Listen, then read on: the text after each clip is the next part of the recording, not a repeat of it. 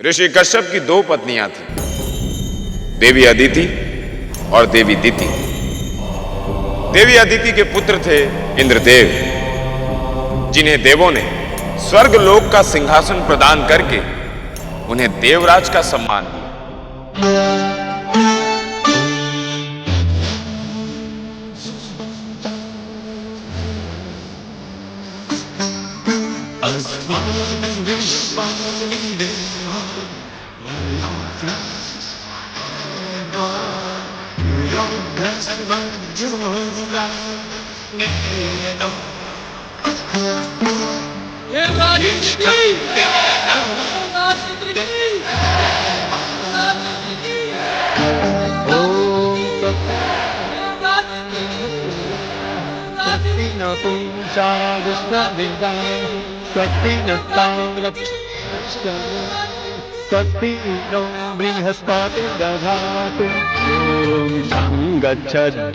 संगच्छध्वं संवदध्वं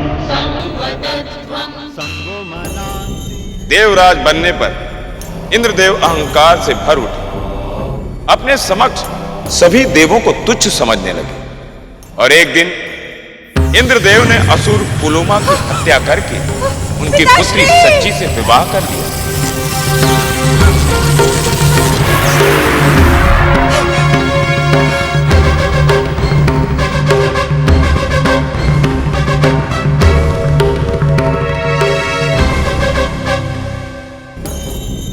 देवी दिति के जीवन का एक ही दुख था कि उनकी कोई संतान नहीं थी। उन्होंने संतान प्राप्त हेतु घोर तपस्या की।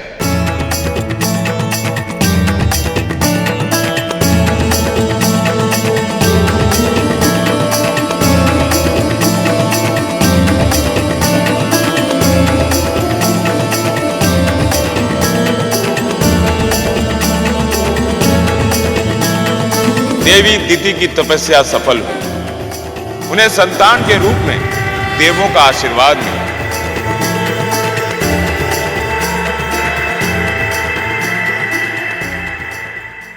देवों के गुरु बृहस्पति देव ने उनकी अजन्मी संतान के बारे में भविष्यवाणी की। देवराज इंद्र, आपकी छोटी माता दिति के गर्भ से एक अद्भुत संतान का जन्म होगा। वो ज्ञान, बुद्धि, शक्ति और गुणों में सर्वश्रेष्ठ होगा, जो इतना तेजस्वी होगा कि उसके तेज का सामना कोई भी देवता नहीं कर पाएंगे। जो इतना तेजस्वी होगा कि उसके तेज का सामना कोई भी देवता नहीं कर पाएंगे। ब्रह्मा, विष्णु और महेश की उस पर विशेष कृपा होगी। ब्रह्मा, विष्णु और महेश की उस पर विशेष कृपा होगी।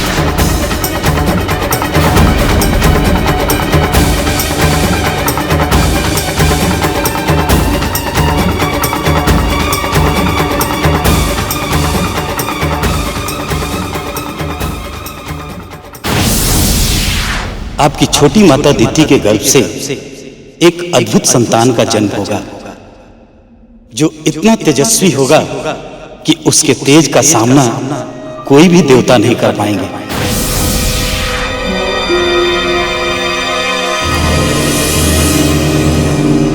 इस संसार में हमारे सिवा कोई दूसरा देव हो ही नहीं सकता। यदि किसी के देवराज बनने की तनिक भी संभावना होगी तो हम उस देव को जन्म लेने से पहले ही समाप्त कर देंगे।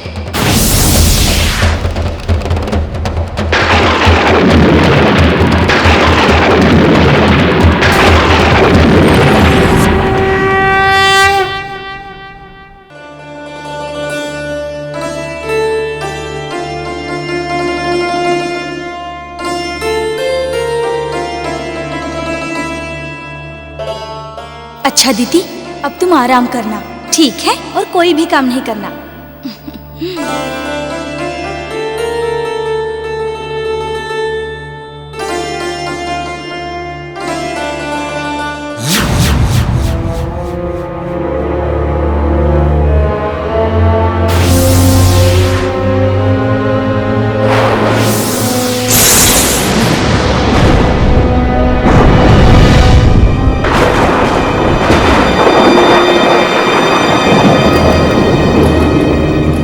छोटी माँ, क्षमा करना, मैं आपके पुत्र को जन्म लेने से पहले ही समाप्त करने जा रहा हूं। क्या करें, विवश है हम। आपका पुत्र हमारा शत्रु बनेगा तो हमें अपने शत्रु को समाप्त तो करना ही होगा ना।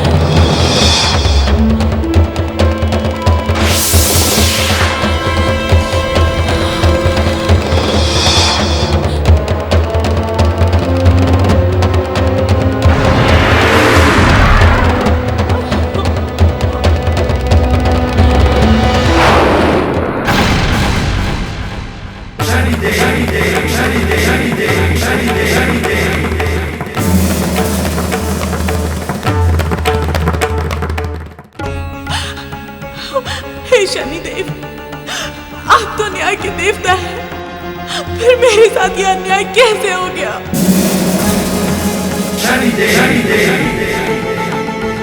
कैसे इंद्र ने मेरे पुत्र की हत्या कर दी? शनिदेव, मेरी अजन्मी संतान का इसमें क्या अपराध था? शनिदेव, या तो आप न्याय करेंगे, अन्यथा यह अधूरी मां समझेगी कि मेरे पुत्र की हत्या में आपका न्याय भी सम्मिलित था और मेरे पुत्र की हत्या का दोष सारे देवों के सर पर होगा। शनिदेव,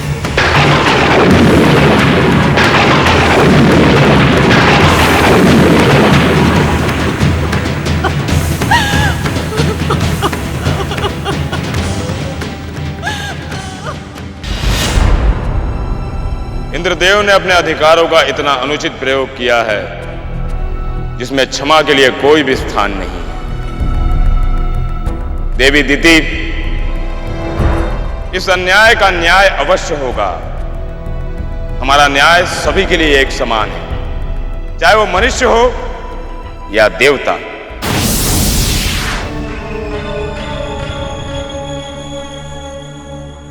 हम देवराज इंद्र हैं, देवों में सर्वश्रेष्ठ और सदैव सर्वश्रेष्ठ ही रहेंगे। सर्वश्रेष्ठ। इंद्रदेव, इंद्रदेव, इंद्रदेव, इंद्रदेव, इंद्रदेव, इस सृष्टि में कोई भी प्राणी अपने अच्छे कर्मों से श्रेष्ठ बनता है। तुम एक अजन्मे बालक की हत्या करके घोर पापी और अधर्मी बन चुके हो। शनिदेव, आप हमारा अपमान कर रहे हैं। मत भूलिए कि हम देवराज इंद्र हैं,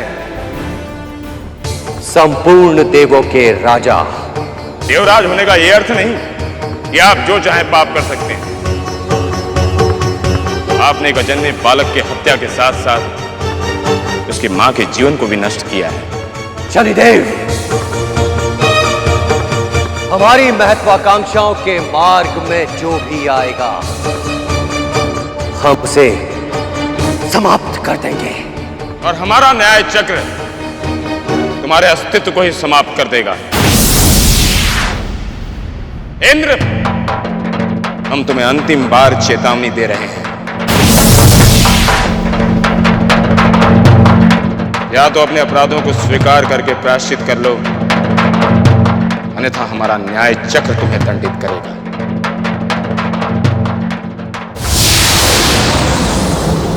हम नहीं मानते आपके न्याय चक्र को और न ही आपके दंड को। शनि, आप हमारा कुछ भी अहित नहीं कर सकते। तुम जैसे अहंकारी बातों से नहीं समझेंगे।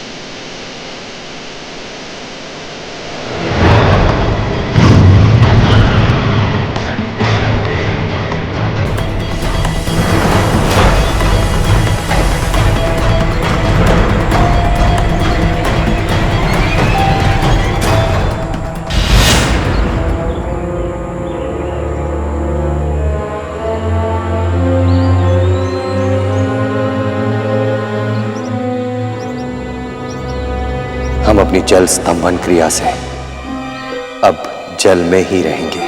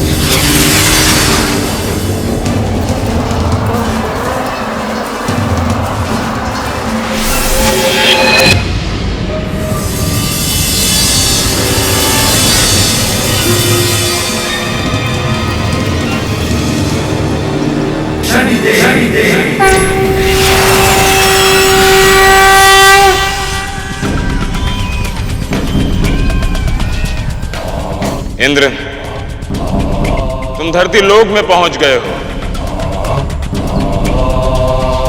जो कर्म भूमि भी कहलाती है और मृत्यु लोक भी, जहां मनुष्य को अपने कर्मों का फल भोगना ही पड़ता है। तुम भी अपने पाप कर्मों का फल उसी धरती लोक में भोगोगे।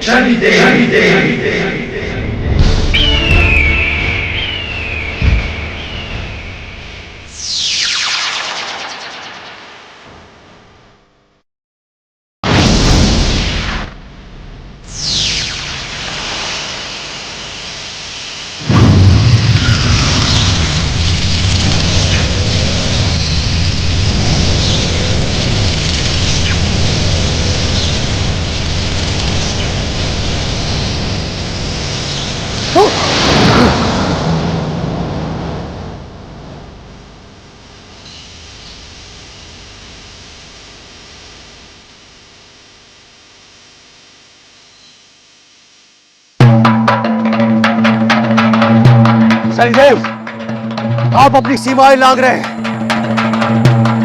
मत भूलिए कि हम एक देवता हैं। देवता इस तरह जल में छिपकर नहीं बैठते। इस तरह जल में छिपकर तो कोई पापी या निकृष्ट प्राणी ही बैठ सकता है। जाइए और अपने पाप कर्मों का दंड भोगिए। शनिदेव, आप हमारे स्वर्गलोक जाने का मार्ग रोक नहीं सकते। हम देवराज हैं और देवराज ही रहेंगे।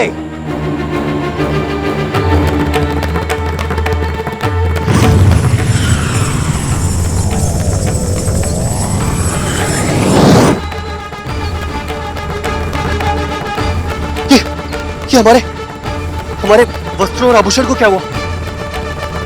हमारी ये दशा।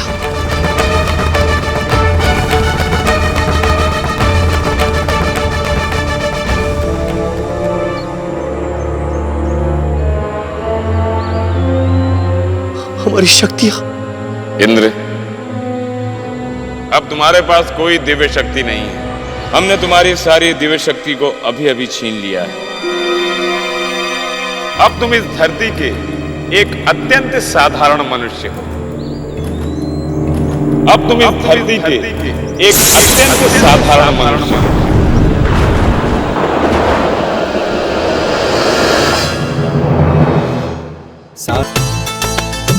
वस्त्राभूषण के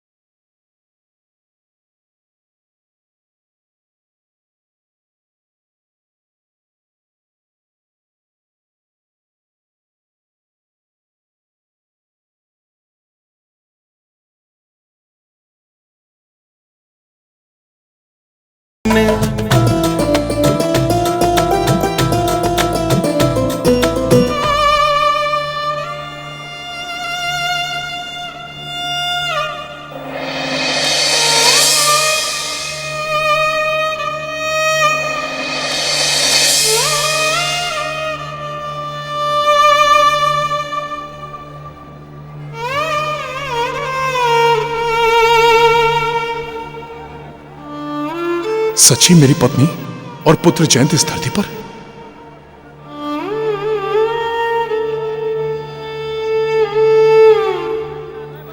सेठ जी, मेरे पुत्र को भूख लगी है, कुछ खाने को दे दीजिए। भूख लगी है? हैं? ए भिखारन, ये कोई धर्मशाला नहीं है, दुकान है दुकान, मिठाई जलेबी और दूध की। पहले निकालो धन, फिर मिलेगा भोजन।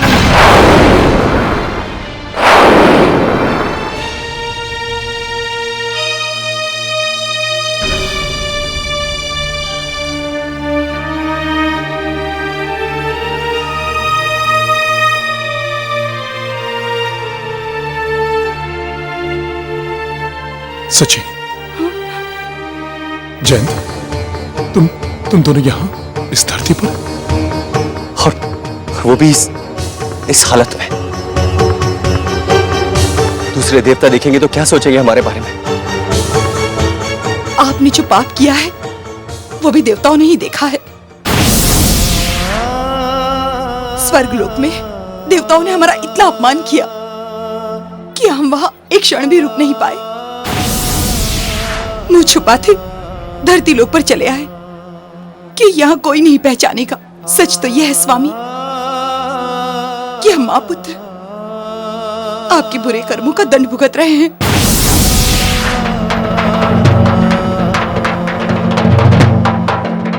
तुम भी सूर्य पुत्र शनिदेव की भाषा बोल रही हो शची। पिताश्री, बहुत भूख लगी है, मैं मर जाऊंगा, खाना दे दीजिए। बेटा, चिंता मत करो, मैं तुम्हारे लिए भोजन लेकर आता हूं।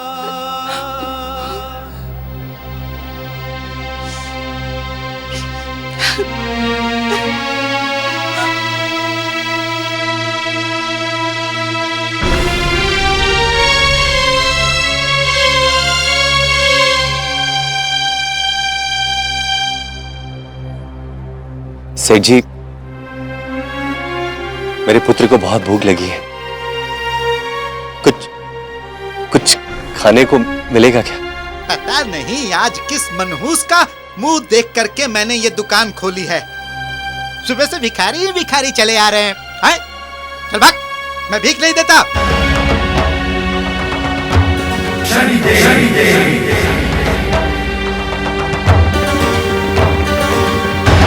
इंद्र, तुम हमें इस रूप में नहीं पहचान पाओगे।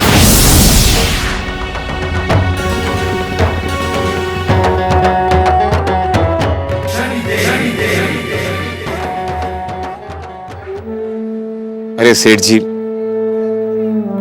ये बेचारा दुखी लग रहा है, इससे थोड़ा काम करा लो और इसे भोजन करा दो। काम तो है, पर ये कर पाएगा? क्यों नहीं करेगा? अरे जिसे अपने संतान को भोजन कराना हो वो काम क्यों नहीं करेगा? क्यों भाई, काम तो करोगे ना? हाँ सेठ जी, मैं कोई भी कार्य करूंगा।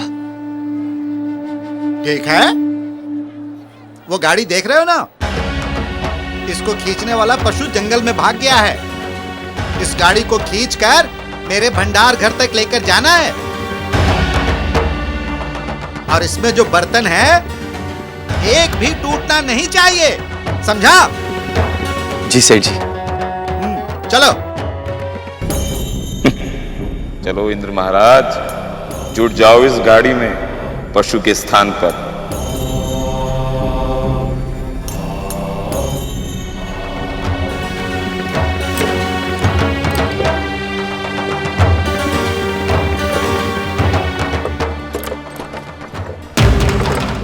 इंद्र, तुम्हारी सोच ही पाशविक थी, इसीलिए हमारे दंड ने तुम्हें पशु बनाकर तुम्हें पाशविक कार्य में लगा दिया।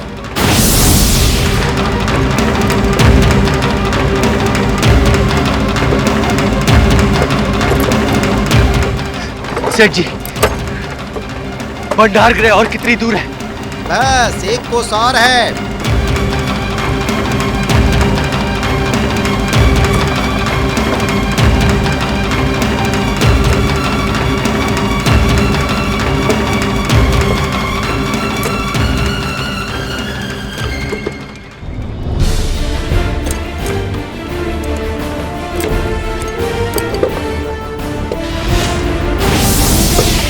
इंद्र, अभी हमारे दंड का आरंभ,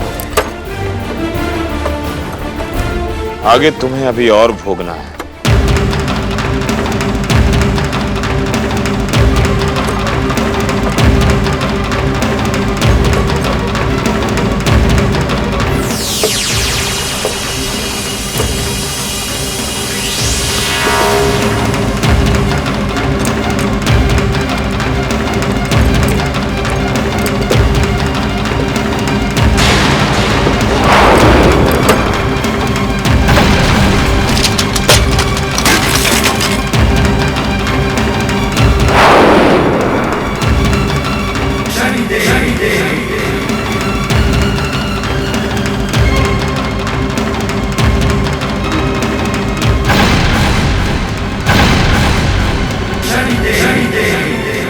मेरे बर्तन तोड़ दिए, सारे बर्तन तोड़ दिए तुमने, सारे बर्तन।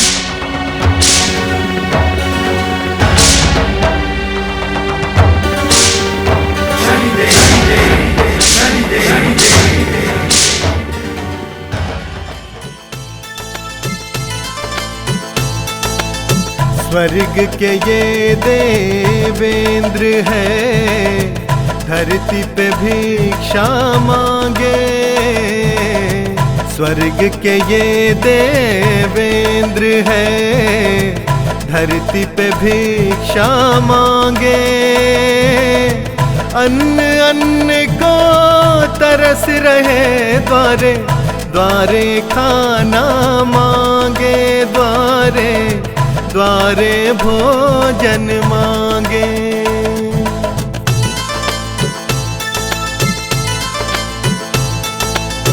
शनि भगवान जब दंड है देते, सब कुछ ऐसे फिसलता। शनि भगवान जब दंड है देते, सब कुछ ऐसे फिसलता। आया भोजन हाथ में पर कोई दूजा उसे ले जाता, कोई दूजा उसे ले जाता।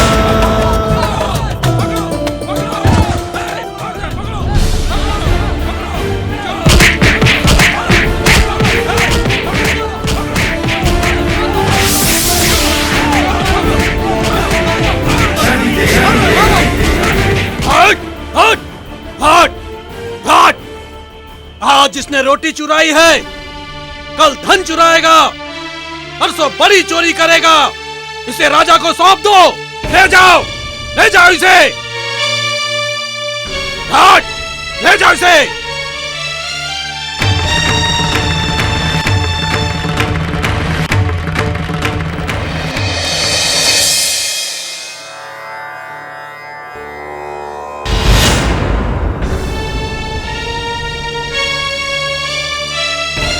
हम शनिदेव के भक्त हैं। शनिदेव की कृपा से आज तक हमारे राज्य में ना कभी कोई अन्याय हुआ है और ना कभी होगा।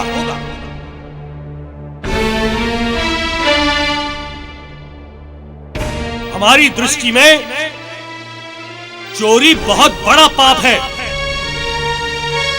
जिसके लिए हमारे राज्य में केवल मृत्युदंड का विधान है।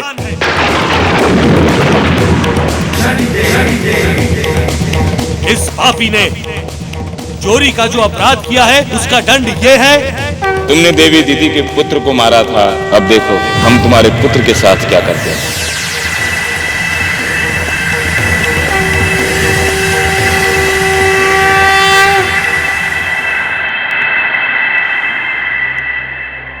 इस चोर के बदले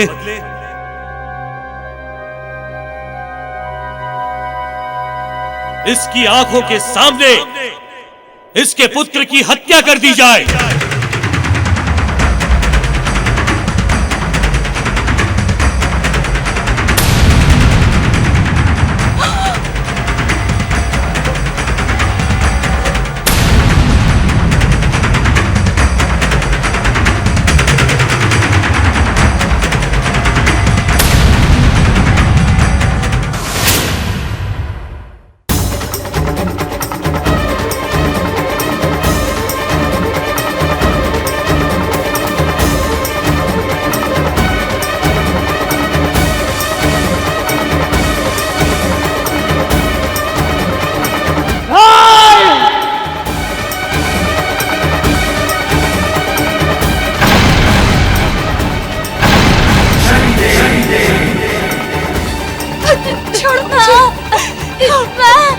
छोड़ दो उसे!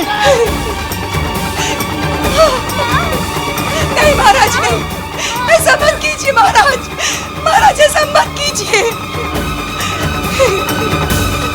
मुझे किस अपराध का दंड मिल रहा है? पिताजी, पाप तो आपने किया है, अपराध आपने किया है, तो मुझे क्यों फिर दंड मिल रहा है?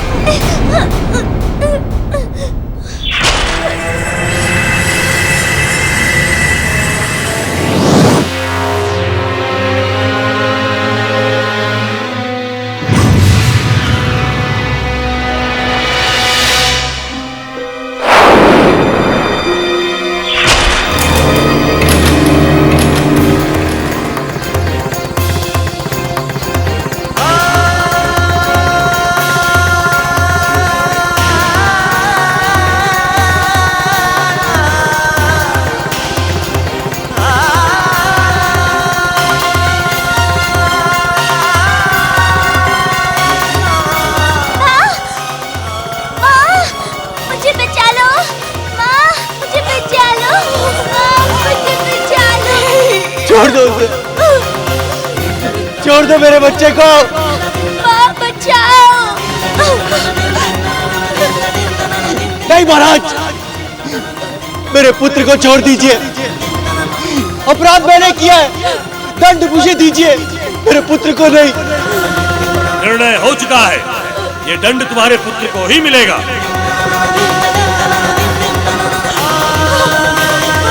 तुम्हारा दंड यह है कि तुम सारा जीवन अपने पुत्र के लिए तड़पते रहोगे।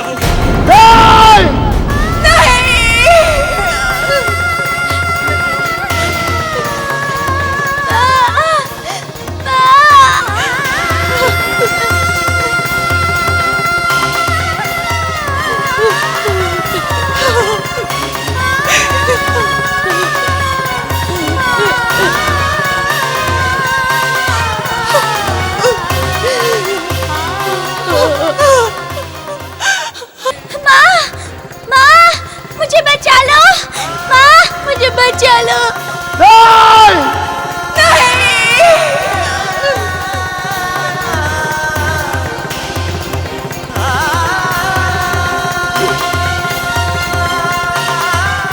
शनिदेव,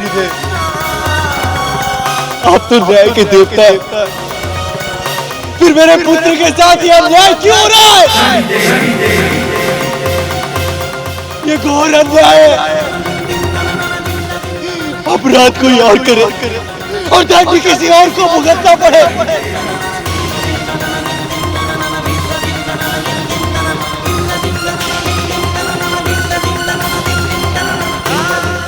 शनिदेव, मुझे क्षमा कर दीजिए।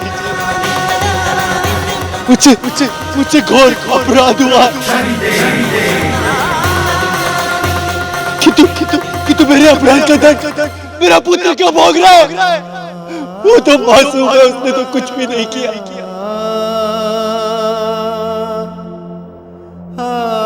आज मुझे समझ आया कि संतान का दुख क्या होता।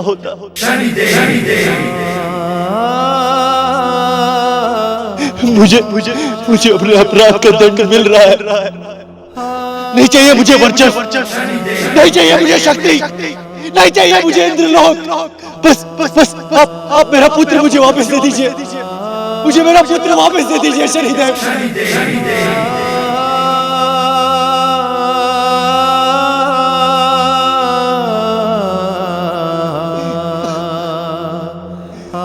मैं अपनी छोटी माँ से क्षमा मांग लूंगा, क्षमा मांग लूंगा। मुझे मेरा पुत्र वापस दे दीजिए, मुझे मेरा पुत्र वापस दे दीजिए।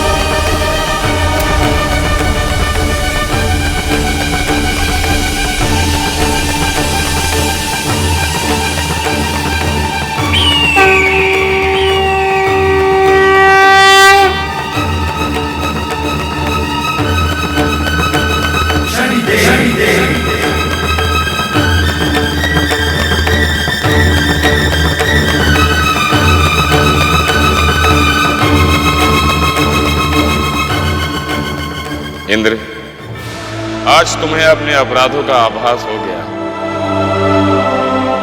आज तुम्हारा अहंकार भी टूट चुका है। तुम्हें समाप्त करना हमारे न्याय चक्र का उद्देश्य नहीं। हमारा उद्देश्य धर्म के मार्ग से भटके हुए लोगों को सही मार्ग पर लाना है। आज से हमारा दंड चक्र तुम पर समाप्त हो।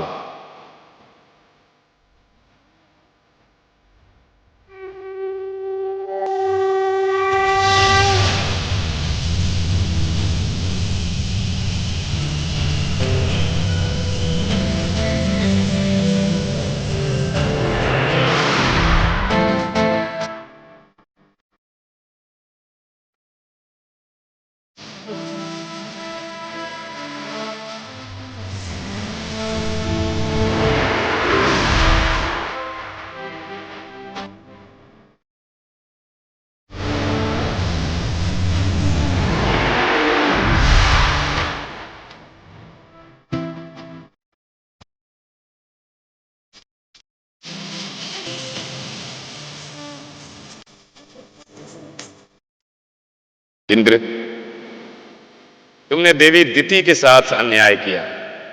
जाओ और उनसे क्षमा मांगो और अपने पापों का प्रायश्चित करो। शनिदेव, आपका न्याय सर्वोत्तम है। मैं सदैव धर्म के मार्ग पर चलूंगा।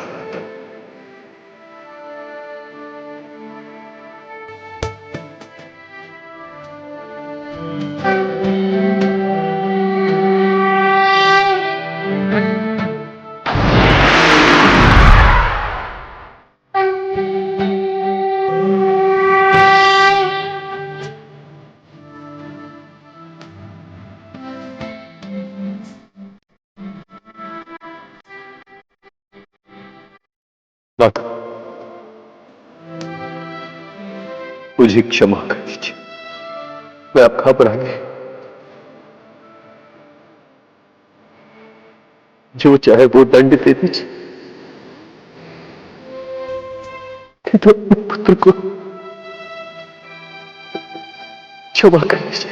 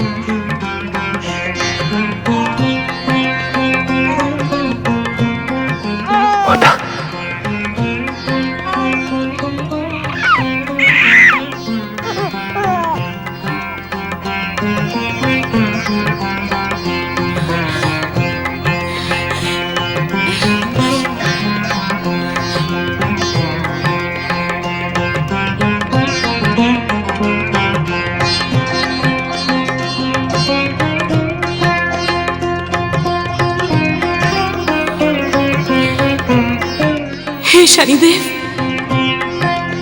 मुझे मेरी संतान वापस मिल गई। आपका न्याय सर्वोपरि है शनिदेव। आपको मेरा शत शत प्रणाम। देवी दिति के गर्भ में 49 मारुत ने जन्म लिया। 49 मारुत सदा वायु के साथ रहते हैं और उनके साथ मिलकर सृष्टि के विभिन्न कार्यों को पूरा करते हैं। मरुत सागर के भाप को नभ पर ले जाते हैं और वहां से वर्षा होती है। कुछ मरुत फूलों की सुगंध को वातावरण में फैलाते हैं। बीजों को एक स्थान से उठाकर दूसरे स्थान पर बिखेर देते हैं, जिससे नए पौधों का जन्म होता है। कुछ मरुत आंधियों और तूफानों के कारक होते हैं। इस तरह वायु से जुड़ी हर कार्य को वो करते हैं और इस सृष्टि में अपनी महत्वपूर्ण भूमिका निभाते हैं।